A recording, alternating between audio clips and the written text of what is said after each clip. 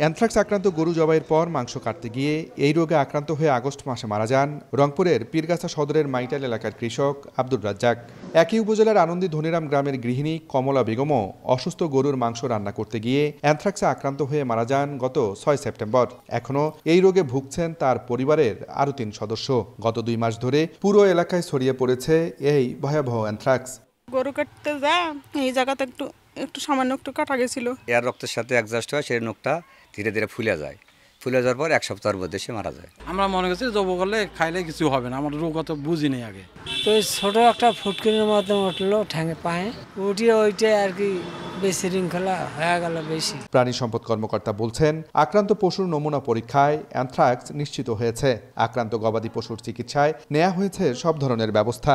আর civil surgeon জানান, বিষয়টি নিয়ে IEDCR-কে জানানো হয়েছে। পুরাদমে কাজ চলছে এবং এ পর্যন্ত আমাদের প্রায় 20,000-এর উপরে ভ্যাকসিন করা হয়েছে শুধু পীরগাছা, এবং অন্যান্য জায়গায় যে 3টি উপজেলা সেখানে 3-4 12,000-এর মতো ভ্যাকসিন করা হয়েছে। IEDCR তাদেরকেই ইয়ে করছে, হ্যাঁ ফোনেও কথা হয়েছে তাদের সাথে।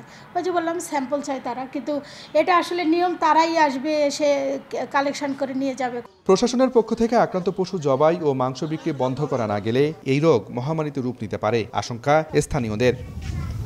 আব্দুর রশিদ জীবন, সময় সংবাদ, রংপুর।